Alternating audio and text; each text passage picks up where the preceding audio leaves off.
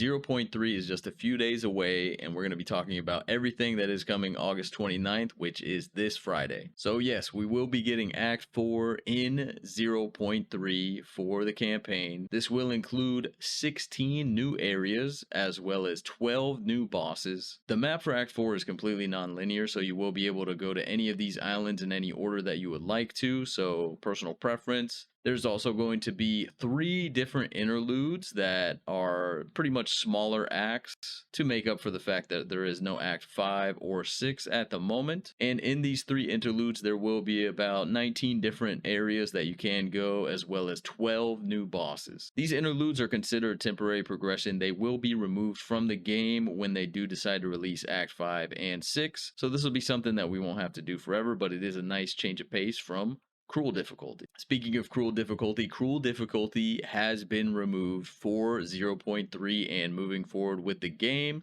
No more repeating Act 1 and 2 and 3. Also, GGG has decided that they're going to do a free play weekend on the launch of 0.3 August 29th to September 1st. One of the new features brought to the game is going to be sprinting to make up for the fact that sometimes the game can feel a little slow. So you will be able to progress through maps or the campaign a little bit quicker.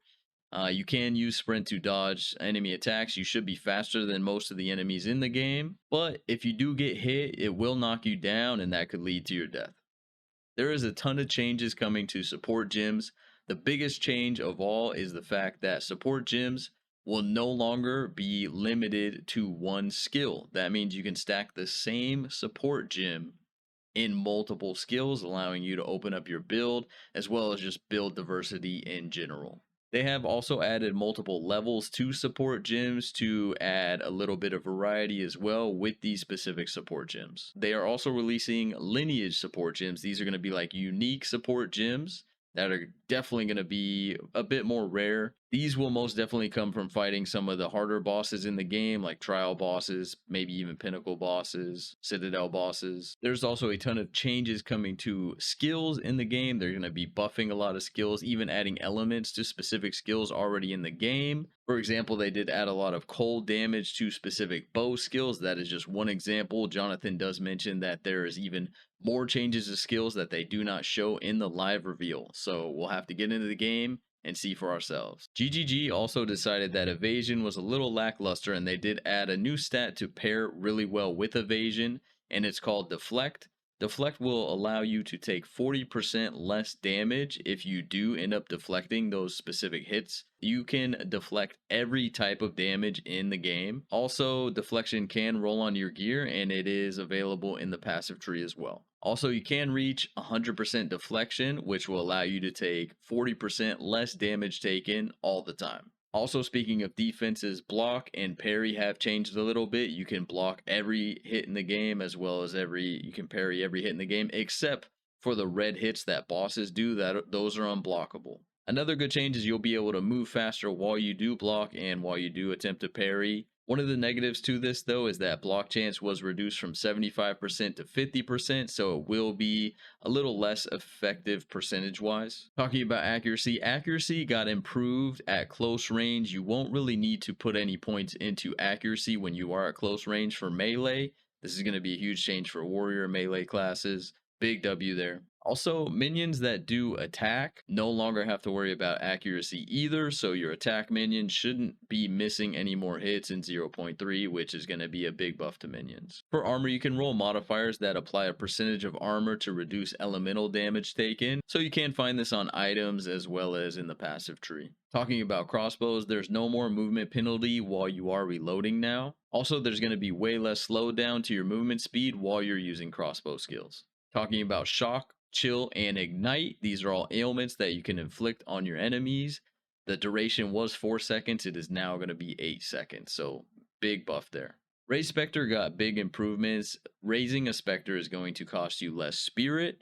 And they also did increase the amount of damage that Spectres can do as well. This right here is by far the thing I am most excited about for 0.3. This is the Keystone passive called Hollow Palm Technique. This is going to allow your quarterstaff skills to be converted into unarmed skills, so you can use Ice Strike and Tempest Flurry, all unarmed. Even Charge Staff can be used unarmed. Weapon swapping is going to be instantaneous now, allowing you to kind of diversify your build a little bit. You could also, parry, weapon swap to parry if you wanted to, or block if you wanted to.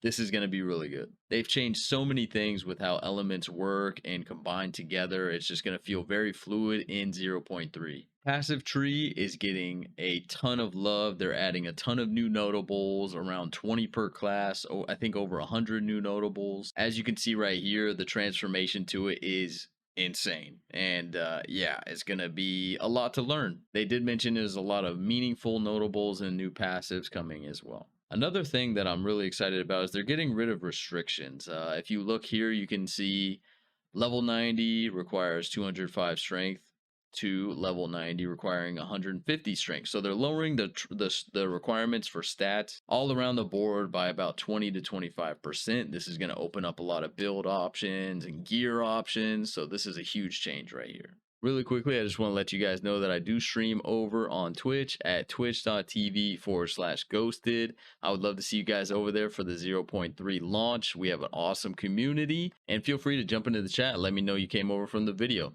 Thank you guys. The new theme for this league in 0.3 is called Rise of the Abyssal. While trekking through the campaign, you will find holes in the earth where monsters will start rising up from the ground. Magic enemies as well as rare enemies will be stronger, but they should also provide better loot as well. After completing the abyssal mechanic, loot will actually rise up from the hole in the ground, and it will have a piece of loot from specific to the league mechanic as well. Killing a boss may also add another new boss that spawns in specific to the abyssal mechanic as well. This can even affect essence monsters also. There is a new area in Act 2. It's called the Lightless Passage. When you do progress inside, you will find the Well of Souls. When you insert an item, it will allow you to reveal those hidden modifiers and choose between a set of them. One of the hidden modifiers actually can apply Spirit to a staff. Spirit on a weapon is pretty crazy. Funny enough, these can actually also be used on waystones to add specific modifiers to the league mechanic in your maps. And if you do take a look, you can see a couple of the modifiers right here. I know players and their minions deal no damage for 3 out of every 10 seconds. Sounds a bit sus to me. The abyssal mechanic does include 4 new bosses, as well as a item that does lead you to potentially a pinnacle boss. So in the end game, we are going to be getting 25 new maps. They did hint towards simpleton maps, more linear, simplified maps. There's going to be all new monsters that were actually introduced from Act 4 as well. There's a couple new mechanics located on the atlas as well. One of them is related to sand. One of them is related to water. And the third one is a Val map that you have to run the Val maps surrounding it before you can run it though. These new mechanics will be containing the Act 4 bosses, but as a uber variation of them.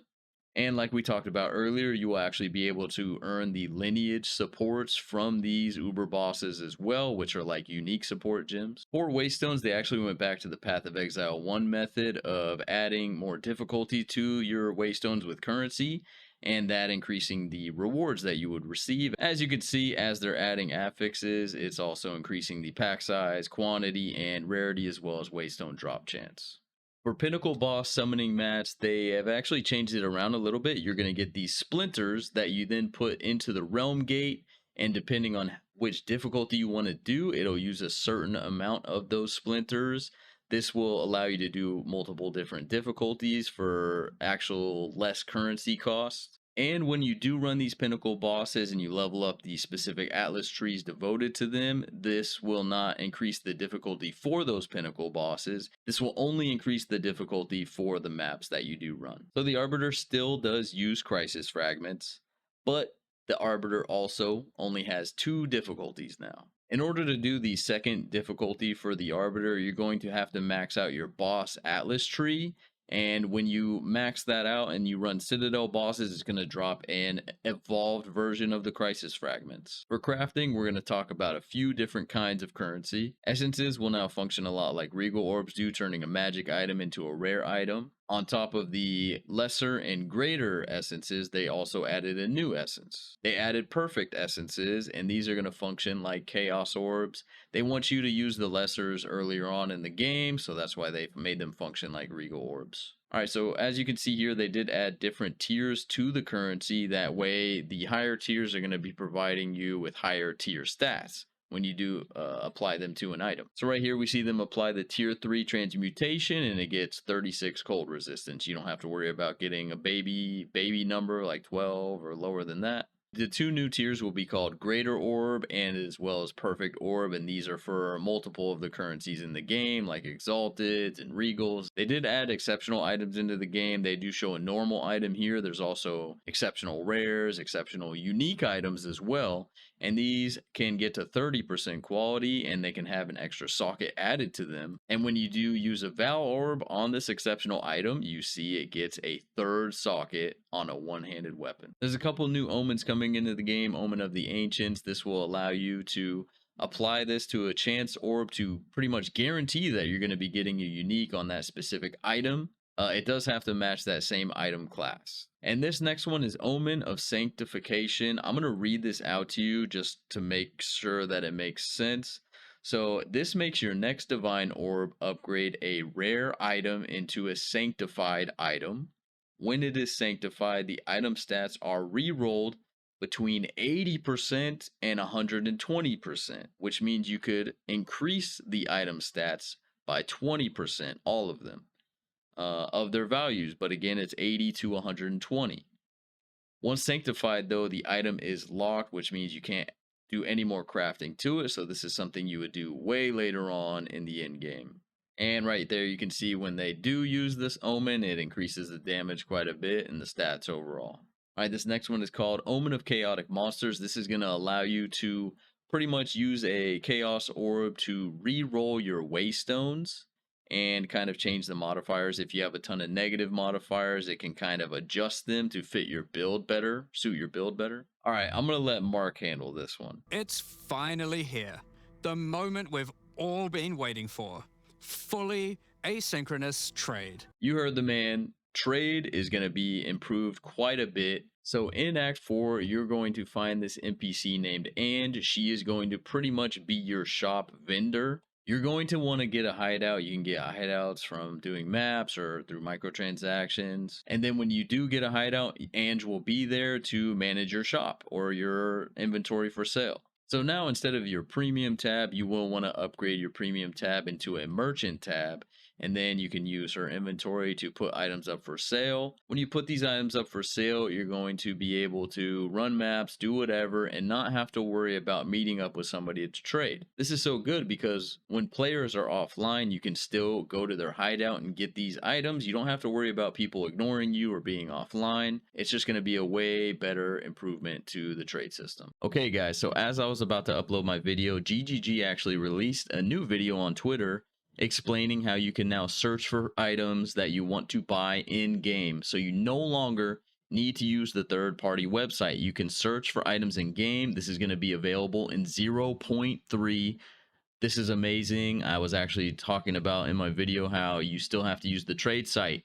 No, you don't. So console players, controller players, people with one monitor, you can look up items in game now. This is amazing. So I had to add that into the video. But I think there will still be bugs with this system. It is new. We're pretty much going to be beta testing it. Okay, guys, that is everything that they showed in the 0.3 reveal. There's a couple minor things left out, but for the sake of making the video quick for you guys, that is all for now. There may be another video where we talk about things a bit more in detail. I just wanted to kind of narrow everything down for you all in case you didn't see the reveal.